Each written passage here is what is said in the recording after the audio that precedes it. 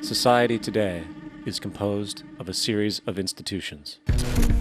From political institutions, legal institutions, religious institutions, to institutions of social class, familial values, and occupational specialization, it is obvious the profound influence these traditionalized structures have in shaping our understandings and perspectives.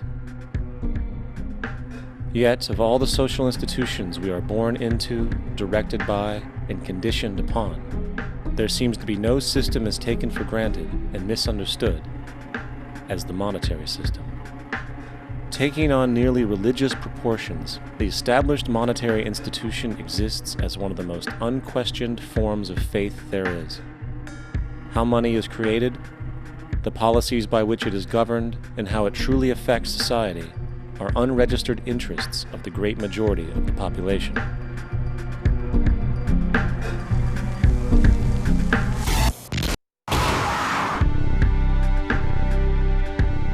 In a world where 1% of the population owns 40% of the planet's wealth, in a world where 34,000 children die every single day from poverty and preventable diseases, and where 50% of the world's population lives on less than $2 a day, one thing is clear: something is very wrong.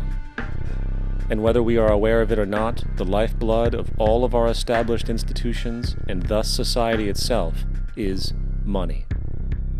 Therefore, understanding this institution of monetary policy is critical to understanding why our lives are the way they are.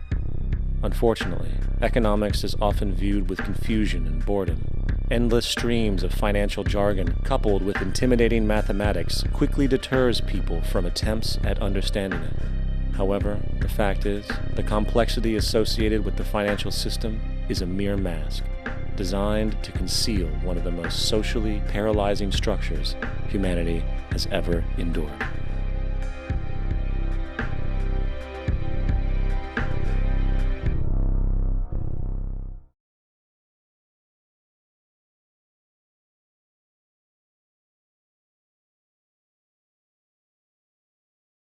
Garfield understood the ability of the very wealthy to manipulate gold money.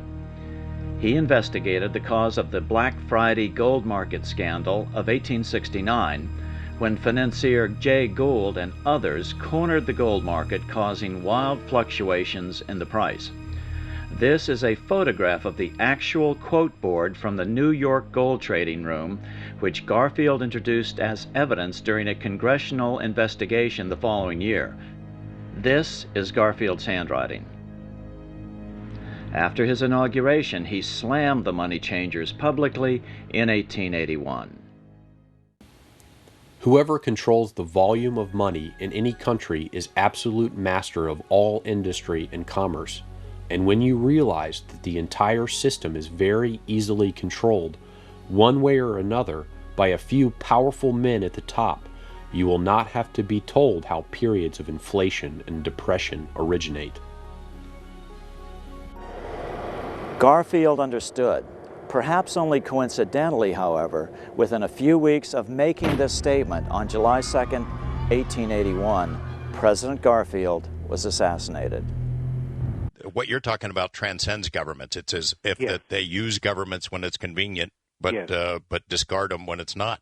Exactly, and that's an important point to recognize, because these people have no hesitation. If a government policy is against their policy, they have no hesitation in creating wars, internal strife, dissensions, assassinations, and so on, to get rid of a government that's not following their monetized debt policy. Absolutely. And you're saying they've done that? Oh, yes, absolutely. There's no doubt in my mind that we have a consistent pattern in this country alone of the activity of these banksters in suppressing any move to state-created money. The Revolutionary War is an example of that. After the Revolutionary War, when they do begin to monetize the debt very slightly, you have another example of it. The assassination of President Lincoln, in my opinion, is unquestionably tied to his financial policy and how it upset the banksters' there's no end of this. President Garfield, of course, President Kennedy, any president that's come along and said, we ought to examine this financial policy, peculiarly ends up dead. So, well, that's amazing because, mainstream historical research you don't see the bankers as being behind either of any of those acts. Oh, of course not. But this brings up another little problem. You have the American Historical Society and some of these other so-called professional unions that are basically funded by some of these large banks and corporations to push a particular point of view. I mean, I was a college professor. I dealt with this all the time. So, yeah, they are active in the creation of a climate of opinion and pushing it and active in taking out anybody that does not follow their monetized debt policy. There's no question in my mind. This is a consistent thing that's been going on since ancient times. Well, I would think you'd be high on their list. Well, I hope not. There's no question in your mind that bankers had something to do with the assassination of Lincoln. What's the evidence? Well, it actually comes from two different sources, George. One of them is an article that appeared in 1864 in the London Times. It was kind of an op-ed piece by Lord Rothschild.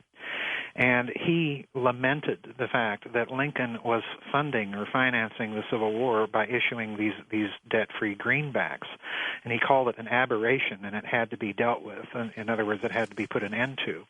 But the other interesting thing I ran into was a comment by Chancellor Otto von Bismarck, who, of course, was a contemporary of Lincoln, and he wrote or stated in 1866, I believe it was, that there was no doubt in his mind that the high financial powers of Europe had a hand in the assassination of President Lincoln precisely because of his financial policy.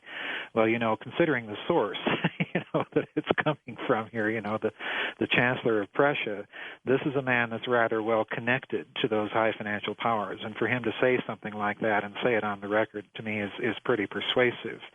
But again, Lincoln fits into a consistent pattern, and I think we have to look at the pattern of the activity of these bankers because, again, Kennedy himself decided that he would issue a certain amount, I think it was $4 billion worth of debt-free notes.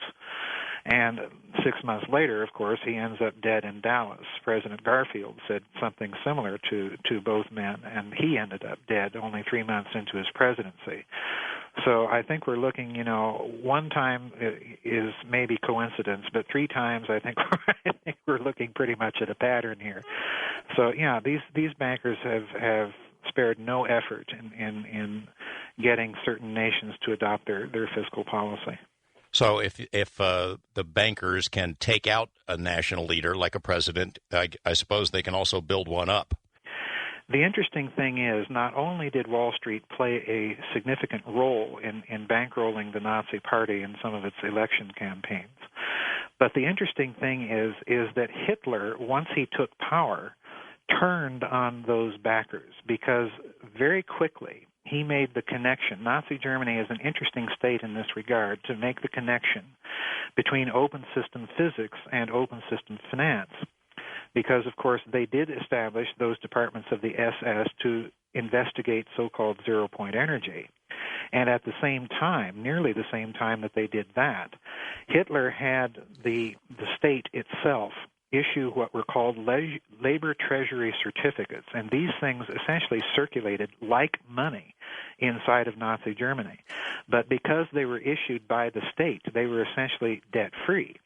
So he entirely bypassed the Reichsbank and went back to a state-issued monetary system. So in a certain sense, I'm not trying to justify the crimes of the Nazi regime by any stretch of the imagination, but in a certain sense, at this point, the bankers had to take Germany out.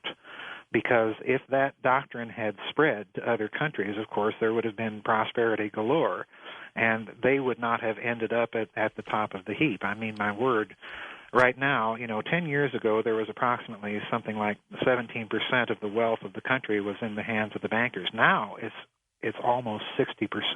Well, so you're saying that he And again, we're in agreement that there are a lot of reasons for the world to go to war with Hitler and take him out. But you're saying that the bankers played a role in goading that on? Oh, yes, absolutely. There's no doubt in my mind that they did. There's no doubt in my mind that they did, because once Hitler had made this decision and put Germany back on the track to a state-issued money, what did you have happen? You had the call for international boycotts and so on and so forth. And of course, there was certainly moral reason to do that with the persecution of the Jews. But the other reason that they did it was, of course, to try and inhibit Germany's international trade. Well, that didn't work too well, because what the Nazis then did is they shifted to a system of international barter, and particularly did that inside of Eastern Europe. So they kind of did an end run around the attempt of the bankers to put Germany back on the road.